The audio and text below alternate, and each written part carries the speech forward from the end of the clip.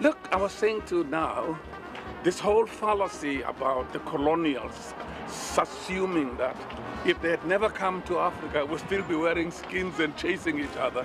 I said to another journalist, I said, see the Black Panther. You'll find out we built those pyramids in Egypt. You'll find out we were mining Mapungubwe and melting gold and iron and making spears during Shaka's time. You'll see the Zimbabwe ruins that we built that. You'll see the cradle of humankind, we built that. So you came and delayed us actually by enslaving us and oppressing us. We couldn't develop, but see Black Panther. When you see Wakanda, you realize that we have been always millenniums ahead of you.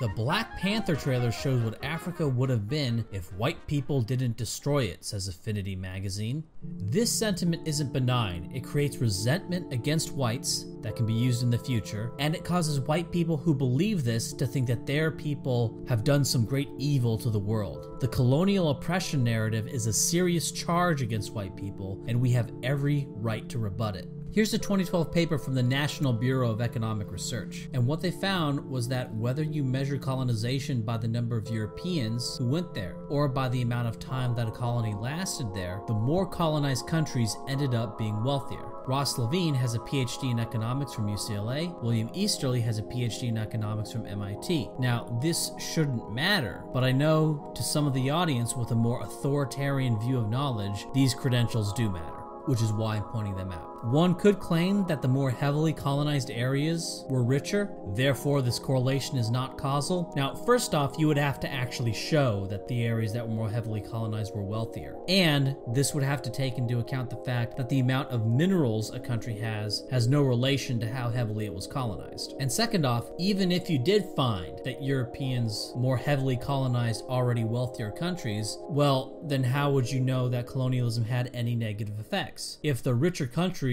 were still richer before, during, and after colonialism, well then where comes this negative effect of colonialism? But frankly, we know that this isn't true, and that Africa was at around $500 per capita in 1990 dollars, based on both direct historical estimates, but also because that's subsistence, which was where the whole world was at prior to the agricultural and then industrial revolutions. Levine and Easterly's work is corroborated by earlier work from 2006 by James Firer and Bruce Sacerdote. That paper also published by the National Bureau of Economic Research. James Firer has a bachelor's in mechanical engineering from Stanford and a PhD in economics from Brown. Bruce Sacerdote got his economics bachelor's from Dartmouth and a PhD in economics from Harvard. Now, none of this should matter. These arguments are true, whether they come from these guys or someone with an associate from Southern Mississippi Community College. But I feel like I have to rattle off their credentials because that's often what it takes for some people to actually listen to these arguments. But if you just step back, this idea that Europe kept Africa from developing should be suspicious at first glance, given that indexes of per capita GDP in Africa in 1990 dollars increased from 1820 to 1973, after which it began to plateau. And one thing that a lot of people don't know is that in 1950, India and China were poorer than Black Africa on average. And it's generally recognized that India had more autonomy than Africa, as Africa was ruled more directly by European established colonial governments, whereas India was ruled more indirectly through the Raj. China, of course, was never directly controlled by European powers, and the slight dip in per capita GDP here from 1913 to 1950 coincides with the Chinese Civil War, then the Japanese invasion of China, and then the resumption of the Chinese Civil War, ultimately culminating in Mao taking power. Also, as recently as 1975, South Korea was actually poorer than Zimbabwe. On top of this, there's no clear evidence that having a lot of colonies caused a European country to be wealthier. Looking at a country's colonialism index in 1940, which is the number of colonial subjects they had relative to citizens in that country, there's no apparent relationship between their colonialism index score and per capita GDP in 1970 for non-communist countries. In 2013, this disparity is even greater, with the big colonizers, France and Britain, near the bottom before you start getting into former communist countries. Now you can say, well, those countries would have been even poorer if not for their colonies, but that's totally speculative. I can just as easily claim they would have been richer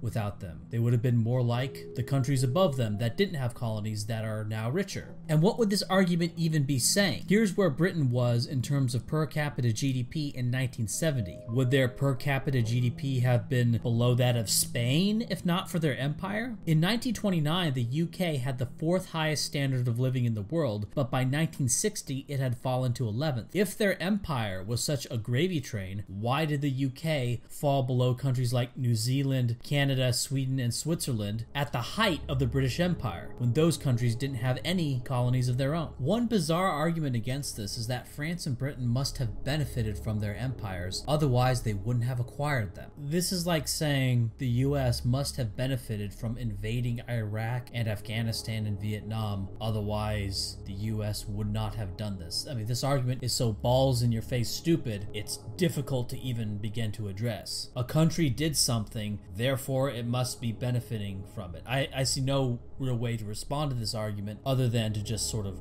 reiterate the argument in a clear way. Congresses do things for reasons. That's all we can say. Don't be the guy who makes this horrible argument that Congress doing something means we benefit from it. A natural experiment in the colonial oppressor hypothesis, as I'll call it, would be South Africa. South Africa is the most colonized African country if you take into account both the time that it was controlled by Europeans and the number of Europeans present relative to the number of blacks present. So here we would predict that the blacks in South Africa would be much poorer than the blacks in the rest of Africa if they were being oppressed by the Europeans, and yet they're not. The blacks in South Africa are about 3 times richer than the blacks in the rest of Africa. We can also look at 3 black countries that largely escaped colonialism. Liberia was formally independent in 1847, though arguably functionally independent in 1822, and Liberia is substantially poorer than the rest of Africa. Ethiopia was never colonized by Europe except for being invaded and occupied by Italy for 6 years during World War II, and Ethiopia is slightly poorer than the rest of Africa. Haiti is a black African country in the Western Hemisphere that got its independence from France in 1804, and in 2013 it was about on the same level as the rest of Africa. This was well before the hurricane, so we're not looking at the effects of that. Now look, the field of economics is large enough, there's enough going on that someone will always be able to tell you a story about how Liberia or Haiti is poor because of some global trade deals or the IMF or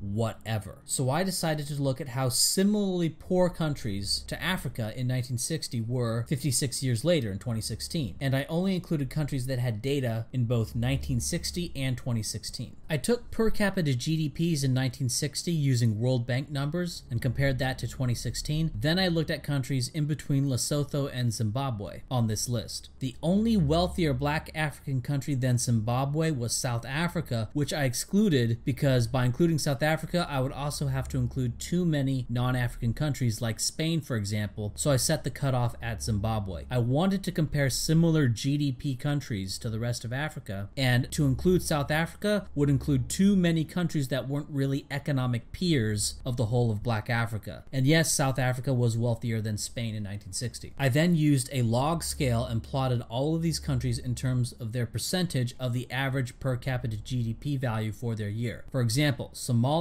was 13.68% of the average per capita GDP of this sample in 1960, but was only 2.8% of that average compared to these countries in 2016. Botswana was 12.4% of the average per capita GDP of the sample in 1960, but it was 43.4% of the average of this sample in 2016. On this chart here, non-African countries are the blue lines, black African countries are the red lines. Now, I also included 2 black Caribbean countries, St. Kitts and Nevis and St. Vincent and the Grenadines, and I included them in with the black African countries. My inclusion of St. Kitts and Nevis and St. Vincent and the Grenadines actually helps the trend for the red lines. So my discretion here was actually in favor of the blacks because they actually pull the trend upward. But the big picture here is a massive divergence of GDPs, with non-African countries pulling up, African countries falling down. So when someone talks about the evil IMF or some economic hitman or some other story for why Africa is poor, well, why does it seem to be black countries that are always facing these challenges? Is it really that everywhere they go on the planet they're oppressed?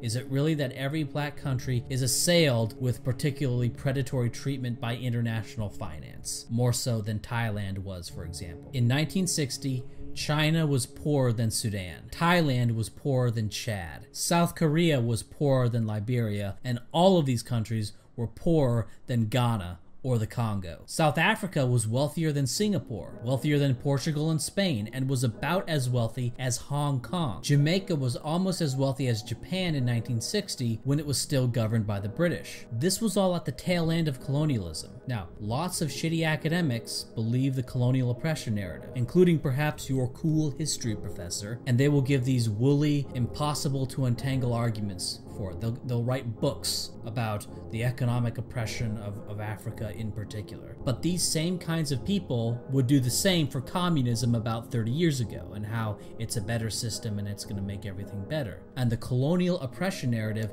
comes from the same tree that communism came from. The way we saw communism was bullshit was not by going through all their arguments, getting into their little boxes and going through all their fun houses and answering all their arguments on case, but it was by stepping back and looking at the big picture and going, probably not. And when you step back, look at the trajectories of these countries, we can then say that the colonial oppression narrative, probably not. Africa is probably just full of people genetically similar to those who live in Detroit and Baltimore and Haiti, and the results are what you would predict from that.